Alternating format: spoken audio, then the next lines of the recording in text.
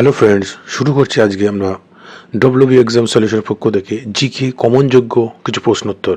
খুবই গুরুত্বপূর্ণ এই প্রশ্নগুলো আপকামিং এনটিপিসি এসএসসি জিডির পরীক্ষার জন্য।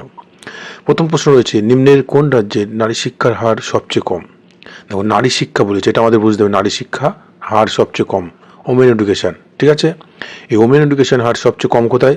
আমাদের প্রথম অপশন ছিল বিহার, রাজস্থান, মেঘালয়, লাক্ষাদ্বীপ, তাই তো? আমরা সবাই জানি শিক্ষার হার কম সবচেয়ে কোথায়? বিহারে। ঠিক আছে, কোন রাজ্যের শিক্ষার হার কম? বিহার, 63 বা 61% এরকম আছে। কিন্তু নারী শিক্ষার হার যদি বলে সবচেয়ে কম ভারতের মধ্যে, তাহলে কোথায় হবে? উত্তর হবে আমাদের কি? রাজস্থান। উত্তর কি হবে? রাজস্থান। ঠিক আছে, এবং সবচেয়ে শিক্ষিত রাজ্য কোনটি আমাদের ভারতের মধ্যে? কেরালা, তাই তো, 93%। ঠিক আছে, এটা আমাদের মনে রাখতে হবে। এবং পরীক্ষা এখান থেকে যদি আসে, আমাদের একটু ঘুরিয়ে, কেন্দ্রশাসিত অঞ্চলের মধ্যে শিক্ষার হার সবচেয়ে বেশি কোথায়? কেন্দ্রশাসিত অঞ্চল, ইউনিয়ন টেরিটরির মধ্যে সবচেয়ে শিক্ষার হার বেশি কোথায়? এটা হবে লাক্ষাদ্বীপ। ঠিক আছে, এবং এই কেন্দ্রশাসিত অঞ্চলের মধ্যে শিক্ষার হার সবচেয়ে কম কোনটি? দাদরা ও নগর হাভেলি। ঠিক আছে, তাহলে এটাও আমাদের মনে রাখতে হবে, পরীক্ষা এভাবে আসতে পারে। দেখো, 2 নম্বর প্রশ্ন কি আছে? 2 নম্বর প্রশ্ন, জাতীয় জরুরি অবস্থা 352 নম্বর ধারা চলাকালীন নিম্নের কোন ধারাগুলি বন্ধ বা স্থগিত রাখা যায় না?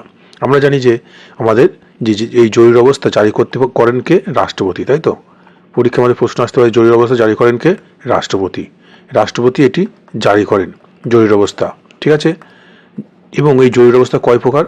3 প্রকার, তাই তো? জরুরি অবস্থা কয় প্রকার? 3 প্রকার, এটা আমরা সবাই জানি। 352 যেটা রয়েছে সেটা কি? জাতীয় জরুরি অবস্থা, তাই তো? এবং 356 এটা রাজ্যের ক্ষেত্রে জরুরি অবস্থা। ঠিক আছে, আর 360 কত? আর্থিক জরুরি অবস্থা। এটা আমাদের পরীক্ষা আছে। আর্থিক জরুরি অবস্থা কত নম্বর আর্টিকেল? 360। এবং এই আর্থিক জরুরি অবস্থা ভারতবর্ষে এখনো একবারও হয়নি। ঠিক আছে, এটা এখনো একবারও হয়নি, এটা আমাদের পরীক্ষা আসতে পারে। এবং 356 রাজ্যে জরুরি অবস্থা। রাজ্যে যখন সাংবিধানিক অচলাবস্থা দেখা যায়, তখন রাজ্যপালের পরামর্শে রাষ্ট্রপতি জরুরি অবস্থা জারি করেন। এবার প্রশ্ন হলো, 352 নম্বর ধারা অনুযায়ী যখন জরুরি অবস্থা জারি হয়ে যাচ্ছে সারা ভারতবর্ষ জুড়ে, জাতীয় জরুরি অবস্থা, সেক্ষেত্রে নিম্নের কোন আর্টিকেলগুলি, কোন ধারাগুলি স্থগিত বা বন্ধ করা যায় না? সঠিক উত্তর আমাদের কী হবে? 20 এবং 21 নম্বর আর্টিকেল। এটা খুব আছে পরীক্ষায়, 20 এবং 21 নম্বর আর্টিকেল। এই 20 এবং 21 নম্বর, আমরা জানি যে স্বাধীনতার অধিকার, আমাদের মোট 6টি মৌলিক অধিকার রয়েছে। একটি বর্তমানে মৌলিক অধিকার থেকে বাদ দিয়েছে, সেটা কি? সম্পত্তির অধিকার, তাই তো? এই যে আমাদের স্বাধীনতার অধিকার আছে কত? 19 থেকে 22। স্বাধীনতার অধিকার কত নম্বর আর্টিকেল? 19 থেকে 22, তাই তো? 22 নম্বর ধারা। এই 19 নম্বর ধারায় যে আছে আমাদের বাক স্বাধীনতা, স্বাধীন চলাফেরার অধীনতা, তাই তো? এই যে স্বাধীনতা অধিকার। তারপর 20 নম্বরে কি আছে? এই 20 নম্বরে আছে কি? কোনো ব্যক্তি যদি অপরাধ করে, তাকে প্রচলিত আইন অনুযায়ী কি করতে হবে? তাকে শাস্তি দিতে হবে, ঠিক তাই তো? কোনো অপরাধী ব্যক্তিকে, কোন ব্যক্তি যদি অপরাধ করে, তাকে প্রচলিত আইন অনুযায়ী শাস্তি দিতে হবে। ঠিক আছে, অপরাধী ব্যক্তিকে তখনকার প্রচলিত নিয়ম অনুযায়ী শাস্তি দিতে হবে। ঠিক আছে, কারণ কি? আজ কোনো ব্যক্তি অপরাধ করলো, তাকে যদি 10 বছর পর 10 বছরের আইন অনুযায়ী শাস্তি, তাহলে সেটা বিচারটা ঠিক হবে না। এরপর কি? 21 নম্বর আর্টিকেল, এটা খুব আছে পরীক্ষাতে। 21 নম্বর আর্টিকেল কি? Protection of life, protection of life and personal, protection of life and personal liberty, protection of life and personal liberty, এটা খুব আছে পরীক্ষাতে। পার্সোনাল লিবার্টি, এই জিনিসটা কি? ব্যক্তির জীবন ও স্বতন্ত্রতার অধিকার, অর্থাৎ প্রত্যেকটা ব্যক্তির, প্রত্যেকটা ভারতীয় তার নিজস্ব জীবন রক্ষা করার, তার পার্সোনাল কিছু স্বাধীনতা রয়েছে, সেগুলোকে এই 21 নম্বর আর্টিকেলে বলা হয়েছে। এগুলোকে কখনোই তাকে হস্তান্তর করা যাবে না, তাকে বঞ্চিত করা যাবে না এই অধিকারগুলো থেকে। তাহলে 21 নম্বর আর্টিকেল, যেটা খুব পরীক্ষা আছে, protection of life and personal liberty, ব্যক্তির জীবন ও স্বতন্ত্রতার অধিকার, ব্যক্তির জীবন ও স্বতন্ত্রতার অধিকার। ঠিক আছে, ব্যক্তির জীবন রক্ষার অধিকার যেটা বলা হয়। ঠিক আছে, এটা খুব আছে পরীক্ষায়, 21 নম্বর আর্টিকেল, এটা যেন আমাদের মনে থাকে। এবং 21-এর এতে যেটা রয়েছে কি? আমাদের 21-এর এতে যেটা রয়েছে, সেটা আমরা বললাম 6 থেকে 14 বছর প্রত্যেকটা শিশুর যে সার্বিক শিক্ষা, এই শিক্ষার ব্যাপারটা বলা হয়েছে। ঠিক আছে, 21-এর এতে। আর 23-24 কি? শোষণের বিরুদ্ধে অধিকার। 25 থেকে 28 নম্বর আর্টিকেল কি? ধর্মীয় স্বাধীনতা অধিকার। ঠিক আছে, তাহলে এগুলো আমাদের ডিটেলসে জানতে প্রত্যেকটা অপশান। পরবর্তী প্রশ্ন, 3 নম্বর প্রশ্ন কি রয়েছে? সুপ্রিম কোর্টের প্রথম মহিলা বিচারপতি মীরা সাহেব ফতেমা বিবি কত সালে পদ্মভূষণ পুরস্কার পান? খুব ইম্পর্টেন্ট, এখানে আমাদের দুটো প্রশ্ন হয়ে যাবে। সুপ্রিম কোর্টের প্রথম মহিলা বিচারপতি কি হবে? মীরা সাহেব ফতেমা বিবি। ঠিক আছে, এবং তিনি কত সালে পদ্মভূষণ পুরস্কার পান? এই ধরনের প্রশ্ন আমরা দেখছি আপকামিং এসএসসিতে, এনটিপিসিতে খুব আসছে। তাহলে আমরা সবাই জানি তিনি কত সালে কি পান, যে পদ্মভূষণ পুরস্কার পান। খুব ইম্পর্টেন্ট কোশ্চেন। কত সালে? 2024 সালে। আমাদের এটা খুব আসতে পারে পরীক্ষায়, খুব ইম্পর্টেন্ট। 2024 সালে তিনি পদ্মভূষণ পুরস্কার পান। ঠিক আছে, এবং এই পদ্মভূষণ, পদ্মশ্রী, এইগুলো যারা রিসেন্ট পাবে সেগুলো আমাদের ডিটেলস জেনে রাখতে হবে। ঠিক আছে, এবং আমরা জানি সুপ্রিম কোর্টের প্রথম বিচারপতি কে ছিলেন? সুপ্রিম কোর্টের প্রথম বিচারপতি কি হবে? সুপ্রিম কোর্টের প্রথম বিচারপতি কি হবে? আমাদের হীরালাল জে কানাইয়া। ঠিক আছে, হীরালাল জে কানাইয়া। এবং সুপ্রিম কোর্টের বিচারপতির অবসর গ্রহণের বয়স কত বছর? 65, 65 বছর। ঠিক আছে, অবসর গ্রহণের বয়স, এটা যেন মনে থাকে, এটা আমাদের খুব ইম্পর্টেন্ট। ঠিক আছে, এবং বর্তমান সুপ্রিম কোর্টের বিচারপতি কে, এটা আমাদের জানাবে। বর্তমান কি আছে এটা কমেন্টে জানাবে। বর্তমান সুপ্রিম কোর্টের কততম বিচারপতি এবং কে আছে সেটা আমাদেরকে জানাবে। খুব ইম্পর্টেন্ট কিন্তু প্রশ্নটা, বর্তমান সুপ্রিম কোর্টের বিচারপতি কে এবং কে আছে। ঠিক আছে, 4 নম্বর প্রশ্নটা, মুল্লাপেরিয়ার নদী বাঁধ কোন রাজ্যের মধ্যে বিবাদ তৈরি করেছে? খুব ইম্পর্টেন্ট, মুল্লাপেরিয়ার। ঠিক আছে, পেরিয়ার নাম শুনে আমার বুঝতে আছে কেরল হবে, তাই তো? আর কোন রাজ্যের মধ্যে? অপশন আছে কেরল অন্ধ্রপ্রদেশ, কেরল তামিলনাড়ু, অন্ধ্রপ্রদেশ তামিলনাড়ু, এবং কোনোটিই নয়। ঠিক আছে, তাহলে আমরা এটা সঠিক কী হবে? মুল্লাপেরিয়ার বাঁধ যেটা দুটো রাজ্যের মধ্যে বিবাদ তৈরি করেছে সেটা হচ্ছে কেরল আর কি তামিলনাড়ু। খুব ইম্পর্টেন্ট প্রশ্ন। ঠিক আছে, আর কেরলে কি আছে? পেরিয়ার ন্যাশনাল পার্ক, যেটা কোথায় অবস্থিত? পেরিয়ার ন্যাশনাল পার্ক, এটা কোথায় আছে? এটা আমাদের কেরলে আছে। ঠিক আছে, পেরিয়ার ন্যাশনাল পার্ক এটা কোথায় অবস্থিত? কেরলে অবস্থিত। এগুলো আমাদের জেনে রাখতে হবে। ঠিক আছে, এই রিলেটেড প্রশ্ন আমাদের আসতে পারে। পরবর্তী, ন্যাটোর সদর দপ্তর কোথায়?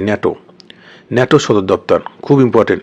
ন্যাটোর পুরো নামটা কি, এটা আমাদের জেনে রাখতে হবে। North Atlantic Treaty of Organization. ঠিক আছে, এটা আমাদের পরীক্ষা আসতে পারে।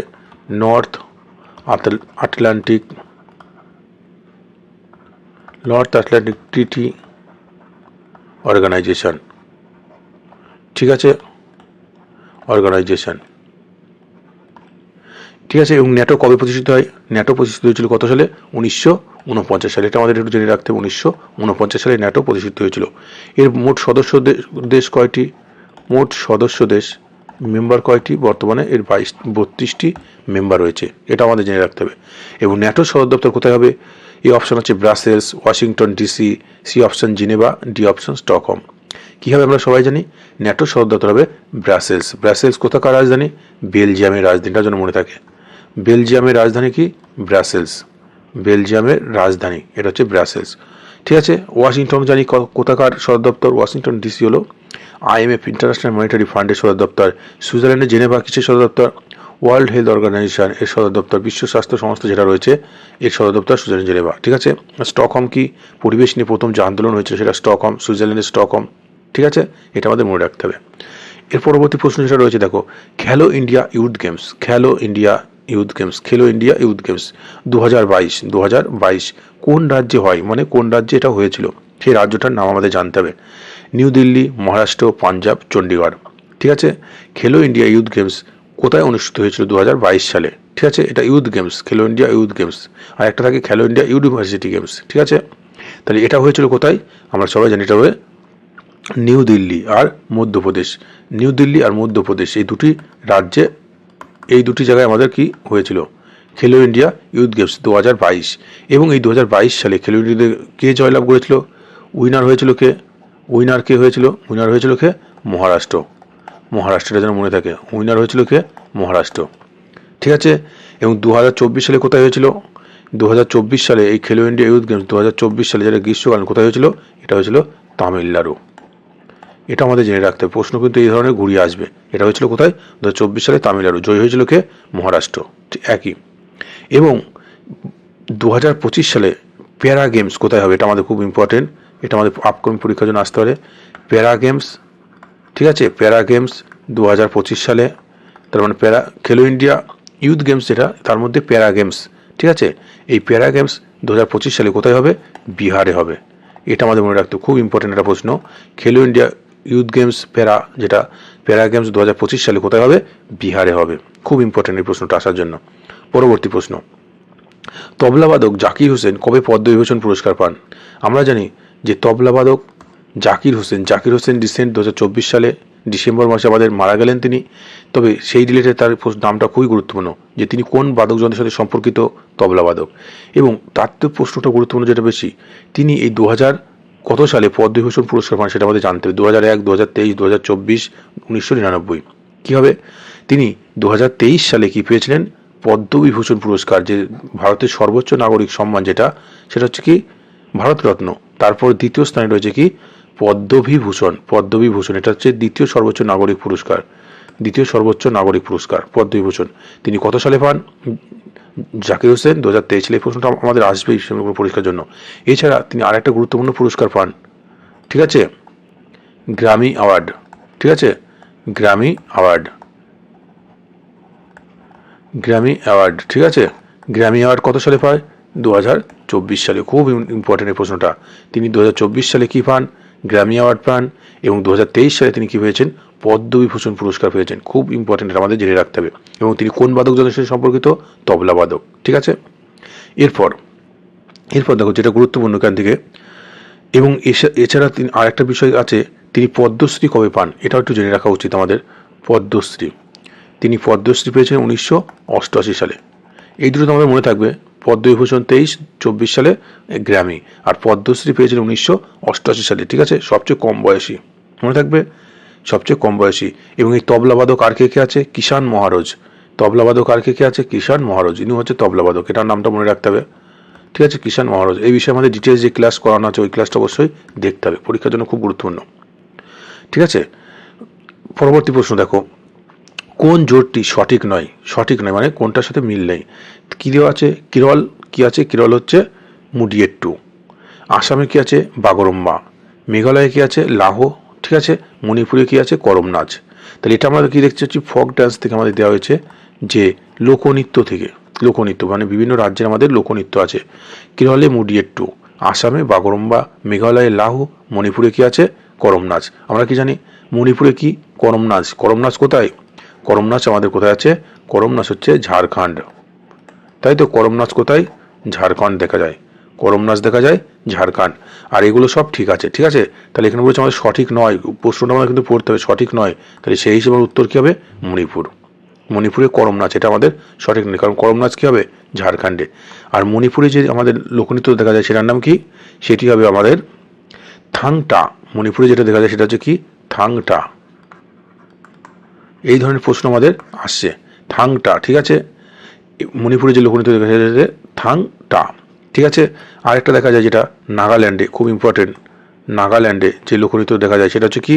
Bamboo dance. নাগাল্যান্ডে কি দেখা যায়? Bamboo dance. ঠিক আছে, এটার জন্য আমাদের মনে থাকে বাম্বু ড্যান্স। ঠিক আছে, আরেকটা কারাকাট্টাম, এটা মনে রাখতে হবে, কারাকাট্টাম। কারাকাট্টাম, এই ধরনের প্রশ্ন কিন্তু আইবি, এগুলো সব নোট করতে হবে, খুব বারবার রিভাইজ দিতে হবে, নাহলে কিন্তু মনে থাকবে না। কারাকাট্টাম কোথায় দেখা যায়? তামিলনাড়ু। তাহলে এখান থেকে আমরা অনেক কটা প্রশ্ন জানতে পারলাম, যে কেরলে মুডিয়েট্টু এটা ঠিক আছে, আসামে বাগরুম্বা এটাও ঠিক আছে, মেঘালয়ের লাহো ঠিক আছে, মণিপুরে কি হবে? মণিপুরে হবে থাংটা। আর করম নাচ কোথায়? ঝাড়খণ্ডে। নাগাল্যান্ডে কি? Bamboo dance. আর কারাকাট্টাম তামিলনাড়ু। তাহলে পরবর্তী প্রশ্ন দেখি, ভুল জোটটি নির্ণয় করো। ভুল জোটটি, এর মধ্যে কোনটি ভুল আছে? দেখো, পোঙ্গল জাল্লিকাট্টু তামিলনাড়ু। বি অপশন কি আছে? ওনাম বিশু কেরালা। হর্নবিল নাগাল্যান্ড। সাংগাই উৎসব কি আছে? আসাম। তাহলে এর মধ্যে সঠিক উত্তর কি হবে? সে ভুল জোটটি আমাদের বলেছে ভুল। রং জোটটি বের করতে হবে, কোনটি ভুল আছে সেটি বের করতে হবে। দেখো, পোঙ্গল তামিলনাড়ু, আমরা জানি পোঙ্গল জাল্লিকাট্টু এই উৎসবগুলো কোথায় দেখা যায়? এগুলো হচ্ছে কোথায় দেখা যায়? তামিলনাড়ুতে। ওনাম বিশু এই উৎসবগুলো কোথায় দেখা যায়? কেরলে। হর্নবিল কোথায়? নাগাল্যান্ড, এটাও ঠিক আছে। ঠিক আছে, আর বিহু বলে একটা উৎসব আছে, এটা বিহু, বিশু নয়, বিহু। বিহু হচ্ছে কোথায়? আসামে দেখা যায়। ঠিক আছে, এখানে আমাদের আসামে কি আছে? সাংগাই উৎসব, এটা আমাদের কি আছে? ভুল আছে। সাংগাই উৎসব কোথায় দেখা যায়? সাংগাই উৎসব আমাদের দেখা যায় কোথায়? মণিপুর। কি হবে? সাংগাই উৎসব মণিপুর। এই মণিপুরে আরেকটা উৎসব দেখা যায়, সেটা কি? Cherry blossom. খুব ইম্পর্টেন্ট, এটা প্রশ্নটা অনেকবার এসছে পরীক্ষাতে। এই চেরি ব্লুজম এই উৎসবটা কোথায় দেখা যায়? কোথায় দেখা যায়? এটা হচ্ছে মণিপুরে দেখা যায়। তাহলে আসামে হবে কি? বিহু। আসামে যে উৎসবটা আছে কি আমাদের খুব গুরুত্বপূর্ণ একটা উৎসব, যেটা কুম্ভ মেলা বলা হয়, পূর্বের কুম্ভ মেলা বলা হয়, কামাখ্যা মন্দিরে এটা অনুষ্ঠিত হয়। ঠিক আছে, এটা আমাদের জেনে রাখতে হবে। তাহলে এখান থেকে যে গুরুত্বপূর্ণ প্রশ্নগুলো আসতে পারে, এটা হচ্ছে কি আমাদের কোন রিলেটেড প্রশ্ন? উৎসব রিলেটেড। এটা স্ট্র্যাটেজিকের মধ্যে খুব গুরুত্বপূর্ণ, এটা উৎসব রিলেটেড। তাহলে উৎসব রিলেটেড আর কয়েকটা প্রশ্ন আমাদের জেনে রাখতে হবে। তাহলে আসামে দেখা যায় বিহু আর কি? আম্বুবাচি মেলা, আম্বুবাচি, এটা হচ্ছে পূর্বের মহাকুম্ভ বলা হয়। আর একটা কি আছে তেলেঙ্গানাতে, এই তেলেঙ্গানার এই প্রশ্নটা আমাদের পরীক্ষাতে এসছে রিসেন্ট, তেলেঙ্গানা, এগুলো আমাদের জেনে রাখতে হবে। তেলেঙ্গানার যে উৎসবটা রয়েছে সেটা কী হবে? বাতুকুম্বা, ঠিক আছে। বাতুকুম্বা উৎসব আর কি? মেদরাম যাত্রা, যেটা মহিষ দিয়ে মেদরাম যাত্রা, ঠিক আছে। এটা আমাদের জেনে রাখতে হবে, ঠিক আছে, মনে থাকবে। পরবর্তী প্রশ্ন দেখো, রাইডার কাপ কোন খেলায় দেওয়া হয়? রাইডার কাপ দেওয়া হয় কোন খেলায়? রাইডার কাপ দেওয়া হয় গল্ফ খেলায়। এটা খুব ইম্পর্টেন্ট প্রশ্ন। আর এজেরা কাপ কোন খেলায়? পোলো খেলায়, ঠিক আছে। তাই রাইডার কাপ কোন খেলার সঙ্গে সম্পর্কিত? গল্ফ খেলার সঙ্গে সম্পর্কিত, গল্ফ খেলার, ঠিক আছে। এছাড়া আমাদের মনে রাখতে হবে এই গল্ফ খেলার সঙ্গে আরেকটা কাপ আছে, সেটা কি? ওয়ালকার কাপ, ঠিক আছে। আর পোলো খেলার সঙ্গে কি আছে? এজরা কাপ, মনে থাকবে, এজরা কাপ পোলো খেলার সঙ্গে, ঠিক আছে।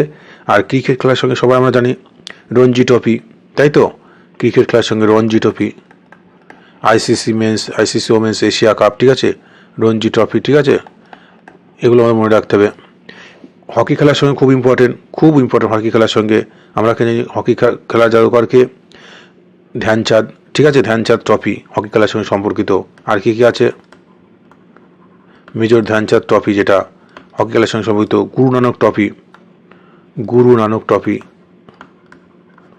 ঠিক আছে, এটা আমাদের মনে রাখতে হবে। আর এবার পরীক্ষার জন্য যেটা আসতে পারে খুব ইম্পর্টেন্ট, দাবা। এই দাবা যেহেতু আমরা বিশ্ব চ্যাম্পিয়ন হয়েছি সবচেয়ে কম বয়সে, আমাদের কি? গুকেশ, ঠিক আছে, নামটা আমাদের মনে রাখতে হবে। এই দাবা খেলার সঙ্গে সবচেয়ে কর্মকনিষ্ঠ খেলোয়াড় কি নাম? গুকেশ।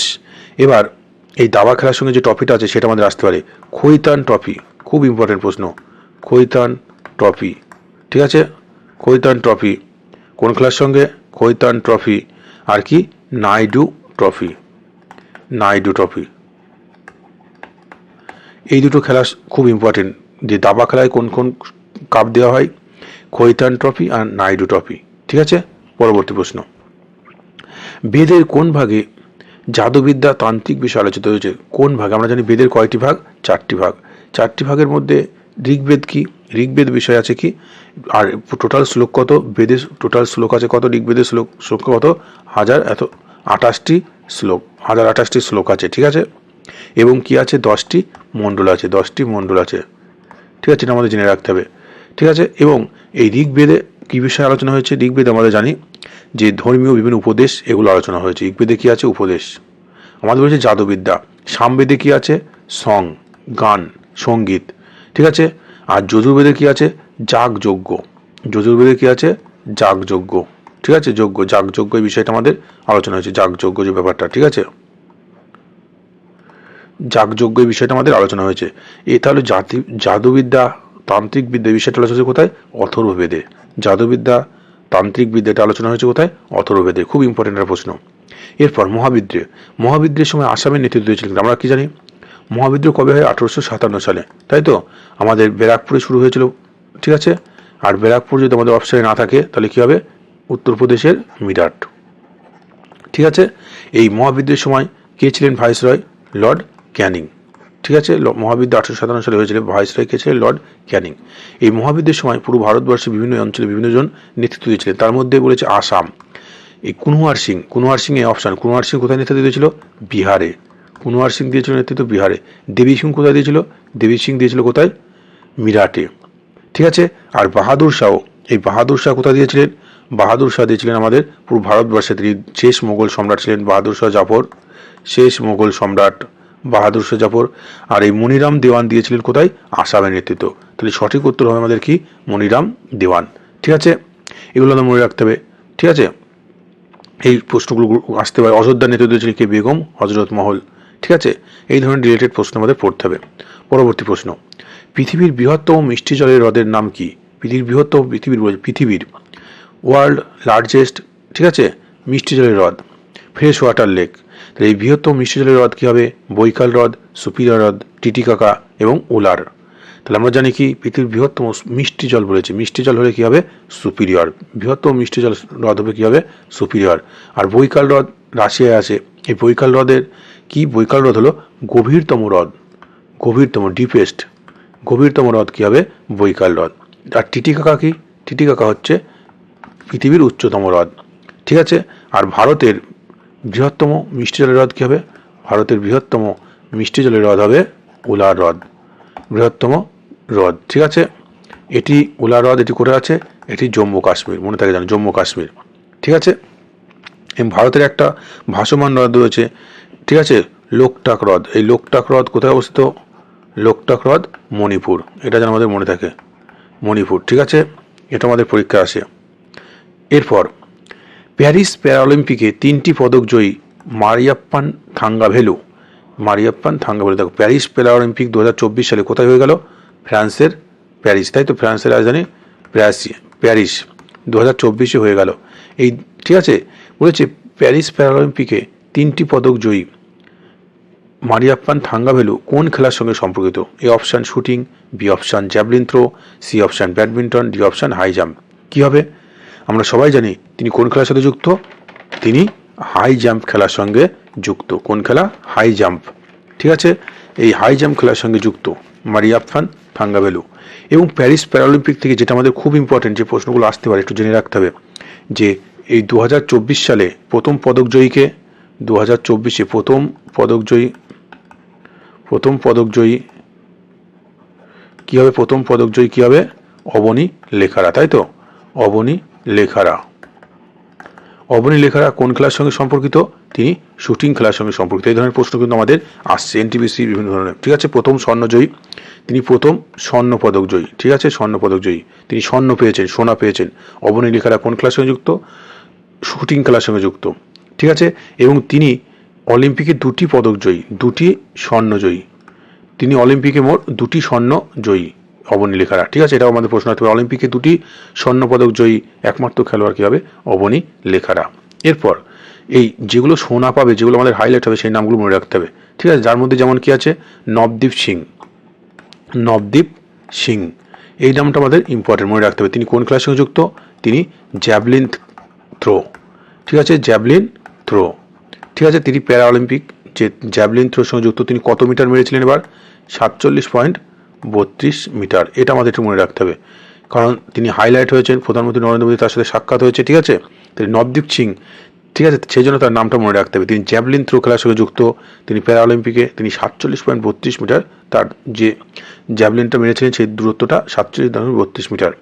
এছাড়া এই জ্যাভলিন থ্রোর সঙ্গে কে কে আছে? সুমিত আন্টিল, ঠিক আছে। এই বিষয়ে ডিসক্রিপটিভ ভিডিও আমাদের আছে, সেটা আমাদের দেখে নিতে হবে।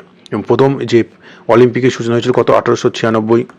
অলিম্পিকে যে 5টি বলয় আছে, রিং আছে, ঠিক আছে, এই 5টি রিংয়ের কোনটা কি বহন করে সেগুলো আমাদের জেনে রাখতে হবে। পরবর্তী প্রশ্ন, কনকা রাজু গোস্বাদী লোকনৃত্য শিল্পী কবে পদ্মশ্রী পান?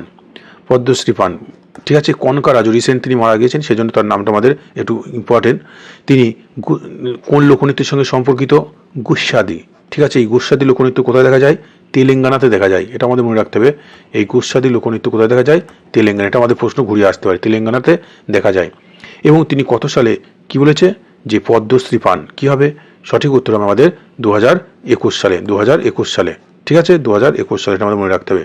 এবং এই লোকনৃত্যের ফাদার মানে জনক বলা হয় কাকে? উদয় শঙ্করকে। এই লোকনৃত্যের জনক বলা হয় উদয় শঙ্কর, ঠিক আছে। লোকনৃত্যের জনক, এটা আমাদের আসতে পারে, লোকনৃত্যের জনক হচ্ছে উদয় শঙ্কর, ঠিক আছে। বিভিন্ন লোকনৃত্য হিসেবে আমাদের ক্লাস দেওয়া আছে, সেটা দেখে নিতে হবে। ভারতীয় অর্থনীতিতে কোন সেক্টর অবদান সবচেয়ে বেশি? দেখো, ভারতীয় অর্থনীতিতে 3টি সেক্টর আমরা মূলত জানি।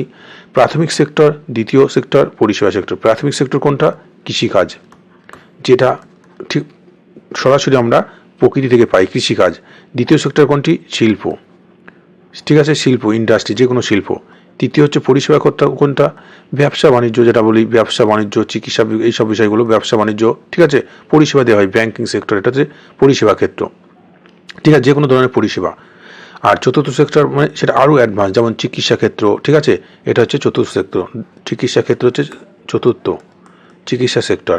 তাহলে আমাদের ভারতীয় অর্থনীতিতে কোন সেক্টর অবদান সবচেয়ে বেশি? সেটা হবে পরিষেবা ক্ষেত্র, তৃতীয় শ্রেণীর সেক্টর, ঠিক আছে। এবং এই তৃতীয় শ্রেণীর পরিষেবা ক্ষেত্র, ঠিক আছে, এটা আমাদের মনে রাখতে হবে। এটাকে বলা হচ্ছে, এবং এদের এক একটা কালার আছে, মানে এটা আমাদের এটা হচ্ছে হোয়াইট কালার, ঠিক আছে। হোয়াইট কালার বলা হয় এদের যে পরিষেবা ক্ষেত্রের সঙ্গে যারা যুক্ত তাদের বলা হয় হোয়াইট কালার, ঠিক আছে। এবং এই পরিষেবা ক্ষেত্রের অবদান কত? 50% কাছাকাছি, সবচেয়ে বেশি, ঠিক আছে। এবং কৃষিক্ষেত্র, তারপর রয়েছে আমাদের শিল্প, এগুলো আমাদের জেনে রাখতে হবে, ঠিক আছে। এবং চতুর্থ শ্রেণীকে বলা হয় পিঙ্ক কালার। আর প্রাথমিক সেক্টর হচ্ছে রেড কালার, সবচেয়ে নিচে প্রাথমিক সেক্টর কৃষিকাজ। তৃতীয় শ্রেণী রয়েছে কি? ব্লু কালার, ঠিক আছে, সেটা হচ্ছে ব্লু কালার। আর হোয়াইট কালার কি? পরিষেবা, সবচেয়ে পরিষেবা ক্ষেত্রে অবদান বেশি। পরবর্তী প্রশ্ন কি বলছে? কবিলিয়ত পাঠটা কে চালু করেন? আমরা এটা মুঘল বংশ থেকে দেখতে পাচ্ছি যে কবিলিয়ত পাঠটা, ঠিক আছে। কবিলিয়ত পাঠটা কি? মুঘল বংশ, মুঘল বংশের সময় একটা বংশ প্রতিষ্ঠা হয়েছিল, ঠিক আছে। সেটা কি? শের শাহ সুরি বংশ, ঠিক আছে। এই কবিলিয়ত পাঠটা প্রবর্তন করেছিলেন কে? আমরা জানি শের শাহ। কবিলিয়ত পাঠটা প্রবর্তন করেছিলেন কে? শের শাহ। খুব ইম্পর্টেন্ট প্রশ্ন। কবিলিয়ত পাঠটা প্রবর্তন করেছিলেন কে? শের শাহ। এছাড়া তিনি দাগ ও হুলিয়া প্রথা প্রবর্তন করেছিলেন। দাগ ও হুলিয়া, ঠিক আছে, দাগ ও হুলিয়া প্রথা প্রবর্তন করেছিলেন, ঠিক আছে। এবং এই শেরশাহের একজন বিশ্বস্ত হিন্দু সেনাপতি ছিলেন, তার নাম কি? বিশ্বস্ত হিন্দু সেনাপতি ছিলেন, তার নাম ব্রহ্মজিৎ গৌর। এটা আমাদের মনে রাখতে হবে, ব্রহ্মজিৎ গৌর, ঠিক আছে। এবং এই বিষয়ে হুমায়ুন কি? হুমায়ুন আমি জানি মোগল সম্রাট, ঠিক আছে। জাহাঙ্গীরের নামটা একটু গুরুত্বপূর্ণ। তুজুকি জাহাঙ্গীর কার লেখা? জাহাঙ্গীর, তাই তো। তুজুকি বাবরি কার লেখা? বাবরির লেখা। এবং এই জাহাঙ্গীরের সময় কিছু গুরুত্বপূর্ণ একটা জেনে রাখতে হবে। এই জাহাঙ্গীরের সময় কি? স্যার টমাস রো আর উইলিয়াম কি? হকিন্স, এই দুজন কি এসেছিলেন? ভারতে এসেছিলেন বাণিজ্য করার জন্য, ঠিক আছে। 1608 আর 1615, এই 1608 আর 1615, এটা আমাদের মনে রাখতে হবে, ঠিক আছে। এই বিষয়টা একটু গুরুত্বপূর্ণ। তাহলে এটা আমাদের মনে রাখতে হবে, 1608 1615 টমাস রো, উইলিয়াম হকিন্স কার আমলে এসেছিলেন? জাহাঙ্গীরের দরবারে এসেছিলেন, ঠিক আছে, জাহাঙ্গীরের দরবারে এসেছিলেন। এবং মুঘল সাম্রাজ্যের প্রতিষ্ঠাতা কে ছিলেন? বাবর, তাই তো। 1526 যে পানিপথের প্রথম যুদ্ধের পরে মুঘল সাম্রাজ্য প্রতিষ্ঠিত হয়েছিল। এবং এক্ষেত্রে একটু মনে রাখতে হবে, ঔরঙ্গজেব কি ছিল? শেষ সম্রাট। শেষ মোগল সম্রাট কে ছিলেন? শেষ মোগল সম্রাট ছিলেন ঔরঙ্গজেব। এবং ঔরঙ্গজেব কাকে হত্যা করেছিলেন? নবম গুরু তেগ বাহাদুরকে তিনি হত্যা করেন। এটাও একটু গুরুত্বপূর্ণ, আমাদের আসতে পারে। এরপর পরবর্তী প্রশ্ন যেটা রয়েছে, নিম্নের কোনটি সঠিক নয়? এরকম আমাদের 2-3টে স্টেটমেন্ট থাকে, ইকোনমিক্স থেকে এই প্রশ্নগুলো আসছে আমাদের, এগুলো একটু জেনে রাখতে হবে, ঠিক আছে। দেখো বলেছে রেপো রেট কি? কেন্দ্রীয় ব্যাংকে বাণিজ্যিক ব্যাংকগুলি যে নির্দিষ্ট হারে সুদ দেয় তাকে বলা হচ্ছে রেপো রেট। বি অপশন কি আছে? Bank rate. রিজার্ভ ব্যাংক যে হারে বাণিজ্যিক ব্যাংকে ঋণ দেয় সেটা হচ্ছে ব্যাংক রেট। দেখো এই দুটোই কি ঠিক আছে? হ্যাঁ, এখানে দুটো বক্তব্য, দুটো স্টেটমেন্টই ঠিক আছে। এটা জেনে রাখতে হবে যে রেপো রেট কি আর ব্যাংক রেট কি। এটা আমরা জানি RBI, reserve bank of India. এটা কবে প্রতিষ্ঠিত হয়েছিল? 1935, ঠিক আছে, 1 এপ্রিল। এটা কবে আধুনিকরণ হয়েছিল? ঠিক আছে, 1949, ঠিক আছে, 1 এপ্রিল। এটা ওদের মনে রাখতে হবে। এবং আরবিআই বর্তমান গভর্নরকে 25তম যে গভর্নর ছিল কে? 25তম যে গভর্নর ছিল শক্তিকান্ত দাস, ঠিক আছে, শক্তিকান্ত দাস গভর্নর ছিল 25তম। বর্তমান গভর্নরকে এটা জেনে রাখতে হবে সঞ্জীব, ঠিক আছে, এটা আমি মনে রাখতে হবে সঞ্জীব, ঠিক আছে। এরপর যেটা আসতে পারে যে এই আরবিআই, এই রিজার্ভ ব্যাংক কি হয়? সমস্ত যে ছোটো ছোটো ব্যাংকগুলো আছে, এসবিআই বলি, ঠিক আছে, পিএনবি বলি, পাঞ্জাব ন্যাশনাল ব্যাংক, ছোটো ছোটো ব্যাংকগুলোকে কী দেয়? ঋণ দেয়। সমস্ত ব্যাংক, ছোটো ছোটো ব্যাংকগুলো কার কাছ থেকে ঋণ দেয়? আরবিআই থেকে। এই আরবিআই যে হারে ঋণ দেয় সেটা হচ্ছে কি? ব্যাংক রেট, ঠিক আছে। আরবিআই যে হারে ছোটো ছোটো বাণিজ্যিক ব্যাংকগুলোকে ঋণ দেয় সেটা হচ্ছে কি? Bank rate. এবং এই ছোটো ছোটো ব্যাংকগুলো, তাহলে আরবিআই যেটা দিচ্ছে সেটা কি? ব্যাংক রেট, ঠিক আছে। এবং এই ছোটো ছোটো ব্যাংকগুলি কী হবে? আরবিআইকে টাকা ফেরত দেবে, রিটার্ন দেবে তো কিছু একটা রেটে, কিছু একটা সুদের হারে। এই ছোটো ছোটো ব্যাংকগুলো যে হারে রিটার্ন দেয় সেটা হচ্ছে কি? রেপো রেট, ঠিক আছে, মনে থাকবে এটা হচ্ছে রেপো রেট। এই দুটো আমাদের একটু জেনে রাখতে হবে। পরবর্তী, ব্যাডমিন্টন খেলার কোর্টের মাপ কত? দেখছি আমরা এই ধরনের প্রশ্ন এসএসসি জিডিতে, এনটিপিসিতে খুব আসছে। ব্যাডমিন্টন খেলার কোর্টের মাপ, দেখো ব্যাডমিন্টন খেলার কোর্টের মাপ কী হবে? এটা হচ্ছে 13.4 × 5.8 মিটার, 10 × 9 মিটার। সি অপশান আছে 8 ফুট 8 ইঞ্চ, ঠিক আছে। আর ডি অপশান আছে কি? 13 মিটার × 10 মিটার। ঠিক আছে। তাহলে ব্যাডমিন্টন খেলা আমরা জানি ব্যাডমিন্টন খেলা কোর্টে হয়, তাই তো, এবং ব্যাডমিন্টন খেলা সিঙ্গেল এবং একজন অথবা দুজন প্লেয়ার থাকে, এবং এই ব্যাডমিন্টন খেলার যে কোর্টের মাপটা এটা আমাদের কত হবে 13.4 মিটার ইন্টু 5.8 মিটার, মানে দৈর্ঘ্য প্রস্থ এটা থাকবে। ঠিক আছে, 13.4 মিটার, প্রস্থ হবে 5.1 মিটার। ঠিক আছে, দৈর্ঘ্য প্রস্থ ব্যাডমিন্টন খেলার যে কোর্টের। ঠিক আছে, এবং এখানে যে বিষয়গুলো আমাদের প্রশ্ন রিলেটেড আসছে একটু ডেসক্রিপটিভ জেনে রাখতে হবে। এই ব্যাডমিন্টন খেলা, ঠিক আছে, যে কোর্টে হয়, এবং এক্ষেত্রে একটু মনে রাখতে হবে যখন এই কী হবে স্কোর, মানে আমাদের যে স্কোর যখন জোর হবে, হয়তো স্কোর জোর 18 হলো, ঠিক আছে, তখন কি হবে সার্ভিস যেটা আমরা বলি যে, ঠিক আছে, তখন কোথা থেকে শুরু করতে হবে, ডান দিক থেকে শুরু হবে। এটা একটু জেনে রাখো, ডান দিক থেকে তখন কি হবে সার্ভিস করতে হবে। ঠিক আছে, এটা খুব ইম্পর্টেন্ট। আর স্কোর যদি কি হয় বিজোড় হয়, অড হয়, ধরো স্কোর হলো 15, তখন কি হবে সার্ভিস বাম দিক থেকে হবে, বাম দিক থেকে সার্ভিস করতে হবে, সার্ভিস বাম দিক থেকে করতে হবে, সার্ভিস বাম দিক থেকে সার্ভিস হবে, এটা যেন মনে থাকে। এবং এই ব্যাডমিন্টন খেলার মোট পয়েন্ট কত পয়েন্টে খেলা হয়, এটা আমাদের প্রশ্ন আসছে এই ধরনের রিলেটেড। মোট ব্যাডমিন্টন খেলার পয়েন্ট কত, 21 পয়েন্ট। ঠিক আছে, মনে থাকবে 21 পয়েন্টে খেলা হয়। এবং এই ব্যাডমিন্টন খেলার যে নেটের উচ্চতা কত, 5 ফুট। নেটের উচ্চতা কত, নেটের হাইট কত, নেটের উচ্চতা 5 ফুট। ঠিক আছে, 5 ফুট, এটা আমাদের মনে রাখতে হবে। এই রেটের ডেসক্রিপ্টে আমাদের প্রশ্ন আসছে। তাহলে ব্যাডমিন্টন খেলার কোর্টের মাপ কত হবে, 13.40 ইন্টু 5.18। পয়েন্ট কত খেলার পয়েন্ট হয়, পয়েন্ট হচ্ছে 21 খেলার পয়েন্ট। ঠিক আছে, নেটের উচ্চতা কত, 5 ফুট। এবং এই স্কোরের ব্যাপারটা কি, যখন স্কোর জোর হয়ে যাবে তখন ডান দিক থেকে, যখন স্কোর বিজোড় হবে তখন কোন দিক থেকে, বাম দিক থেকে সার্ভিস করতে হবে। ঠিক আছে, এবং কোর্টটা আয়তকার হয়, মনে থাকবে। এরপর ভলিবল, এই ভলিবল রিলেটেড খুব গুরুত্বপূর্ণ প্রশ্নটা। ভলিবল কোন খেলা, কজন প্লেয়ার থাকে ভলিবল খেলায়, তাই তো, খুব ইম্পর্টেন্ট। ভলিবল খেলার কজন প্লেয়ার থাকে, 6 জন প্লেয়ার থাকে, খুব ইম্পর্টেন্ট, 6 জন খেলোয়াড় থাকে ভলিবল খেলায়। ঠিক আছে, এটা উপরে চলে গেল। এবং ভলিবল খেলার 2 নম্বর কী দেওয়া আছে উক্তিগুলো, খেলার সময় প্রতি গেমস 8 মিনিট ও মোট 25 পয়েন্টে খেলা হয়, 8 মিনিট ও মোট 25 পয়েন্টে খেলা হয়। যে দল 8 মিনিটে 25 পয়েন্ট পায় ও 2 পয়েন্টে এগিয়ে যায় সেই দল বিজয়ী হয়। কি আছে, দুটো বিবৃতি কি আছে, সঠিক আছে, ভুল আছে, না একেরটা ঠিক দুইয়েরটা ঠিক, এভাবে আমাদের প্রশ্ন আসবে। তাই দেখো, ভলিবল 6 জন খেলোয়াড় থাকে। ভলিবল খেলার সময় প্রতি গেমস 8 মিনিট ও মোট 25 পয়েন্টে খেলা হয়, খুব ইম্পর্টেন্ট, এটা ঠিক আছে। ঠিক আছে, বি অপশান কি আছে, যে দল 8 মিনিটে 25 পয়েন্ট পায় ও 2 পয়েন্টে এগিয়ে যায় সেই দল বিজয়ী হয়, এটাও ঠিক আছে। ঠিক আছে, খুব ইম্পর্টেন্ট প্রশ্ন। এবং ভলিবলের যে জালে কটি ছিদ্র থাকে, ঠিক আছে, এটাও আমাদের প্রশ্ন আছে যে জালে কটি ছিদ্র থাকে, 18টি ছিদ্র থাকে। ঠিক আছে, এটা আমাদের জেনে রাখতে হবে।